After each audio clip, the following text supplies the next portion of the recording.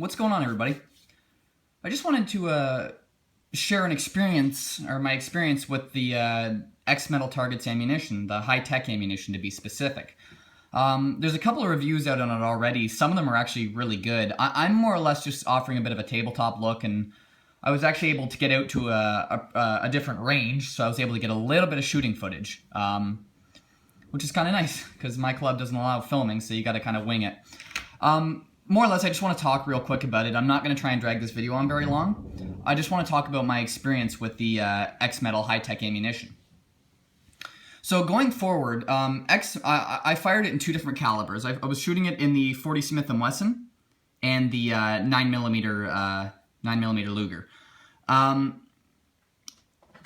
So far, I've been pretty pleased with the ammunition. Now you can see I'll see if I can get this up close, and I apologize about the lighting. There's a storm happening right outside my room. You notice it's got a red polymer coating. It does not run a copper jacket. They actually, XMETAL Target says that this ammunition has more lubricity and less friction when it's going down the barrel. So with this type of a coating, they say you can use less powder, but still achieve your power factor for those of you who shoot IPSC or IDPA. This ammunition, even though it's loaded with less powder, will still meet the requirements to play in production IPSC and IDPA. My experiences with it so far have been very pleasant. I've been shooting it for a little over a month now, primarily the 40.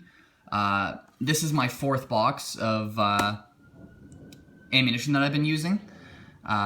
The high-tech specifically. I just started trying out the 9mm as well. So far it runs good in my Beretta 92 and my Glock 17. I've been running this ammunition primarily in my Smith & Wesson M&P 40. Mainly because that's my primary 40 now. Now, while I have a Jericho 941 and 40, love that gun still, but I've been running the M&P pretty hard with this. So getting into it, I'll show you guys. So the ammunition itself ships in several ways you can ship it. One is you can buy it where it just comes in the 50 packs like this. You can buy it from 50 rounds all the way up to 10,000. So you can go from $20 a box all the way up to almost $3,500. You can buy it in either bulk packs like this. I'll get this open so you can see it. It's heavy. And you see this is how it ships like this, just loose. Or you can buy it in packs, like I said, where they come in the 50 counted and assorted. I prefer this method personally. It's cheaper, and there's really no need for these things.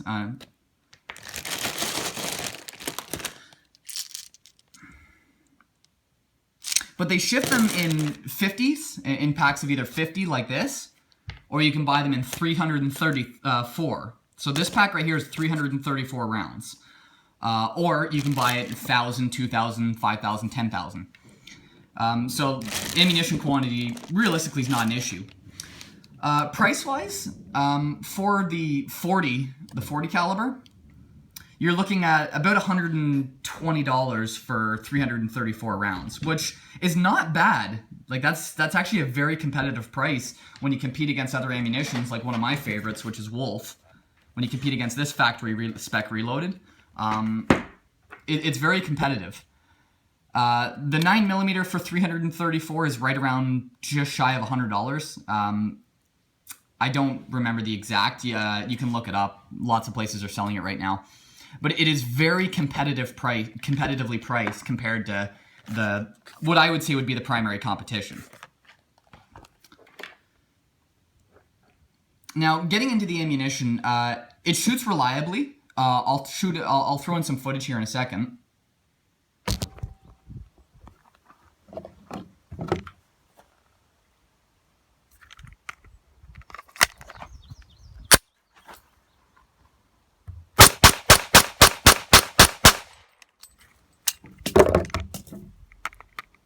Yeah, really, eh? It's a nice club here.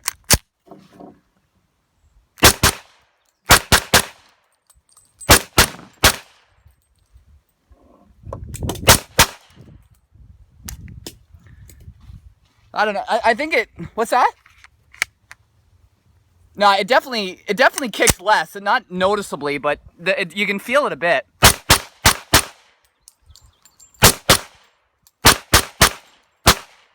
Yeah, 100% reliable. I've had no issues with the reliability.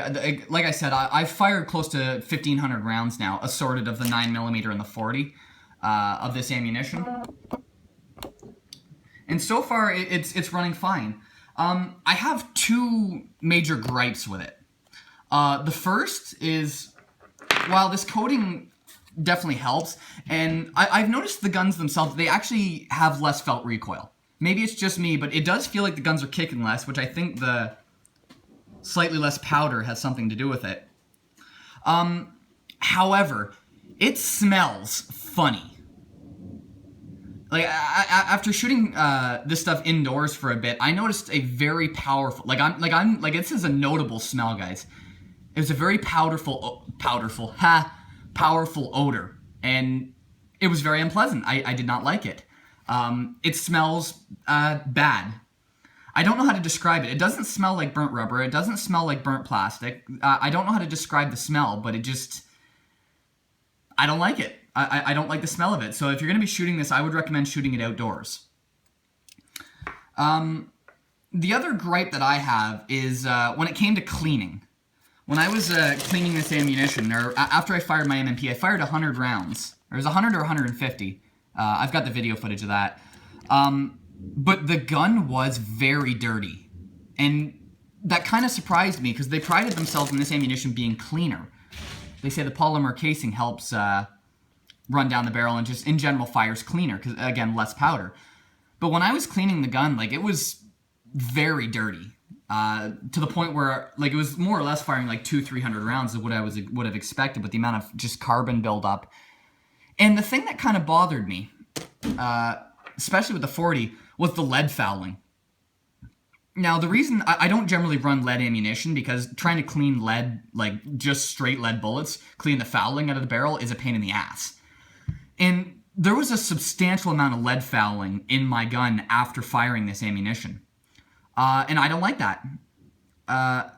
So that is one concern for me, is I'm kind of curious, maybe part of the odor, the smell coming from this, is because the polymer casing is burning off inside the barrel, and you're getting raw lead contact inside the barrel. I'll see. I just got back from the range a couple of days ago, and I didn't clean my M&P since the last time I fired it. So I'm gonna grab the barrel. I'm gonna show you guys it, and just see if the light will pick it up. All right. So this is the barrel from my M2.0.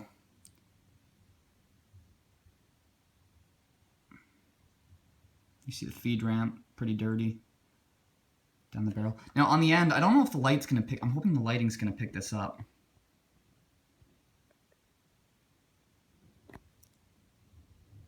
There we go. You see all the silver? That's just raw lead. That's raw lead fouling. That's not chrome lining or anything. Now, anytime I've been shooting ball ammunition or any sort of FMJ, which is all I shoot, I never see this. So whatever this is from the, it's definitely from the ammunition.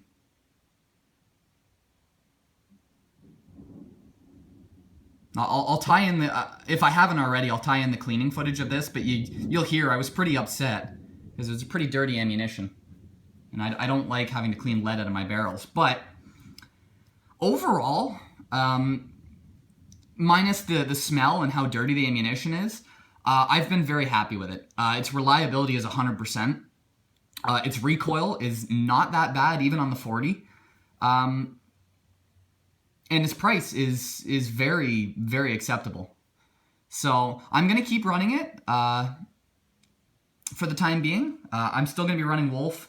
But I just thought I'd show people exactly my experience. And I'm going to grab a target real quick. I'll show you guys the accuracy, and then I'm going to cut the video out. But money, money, money! These videos are expensive! Okay. So I'm going to take my camera off the tripod here.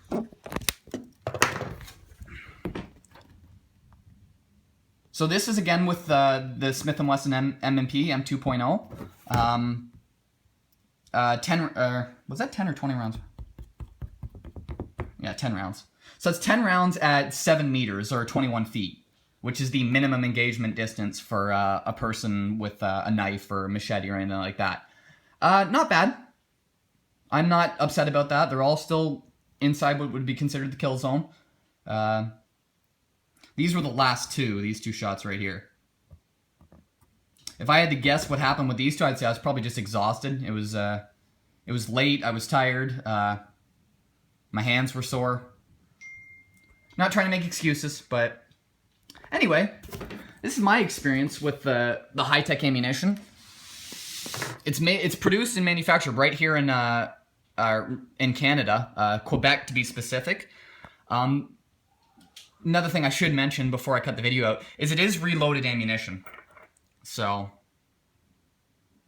you can see you got Federal, Spear. This is factory reloaded ammunition. This is not brand new production. They produce their own bullets. The casings could be anybody. I've seen a lot of Federal, some Spear in here as well. Federal, yeah. They use all kinds of brass, but overall, good ammunition. It has some quirks to it, but I definitely feel that the benefits outweigh the costs. Thanks everybody for watching, and I will see y'all next time.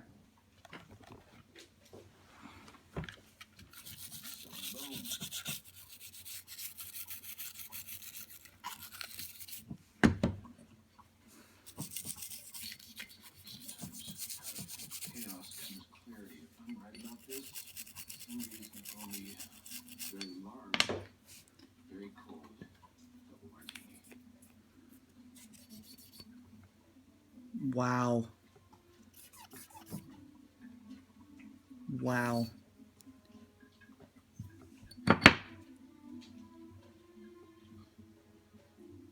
That's actually kind of crazy. This gun is so dirty. I fired 150 rounds, and I mean, that barrel, it's got something in it. I don't know what it is, but I think it's the coating off the bullets, but fuck. Wow, that's bad.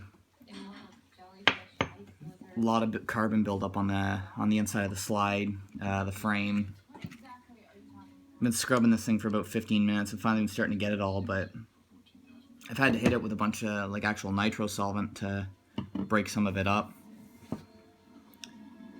She's a dirty girl.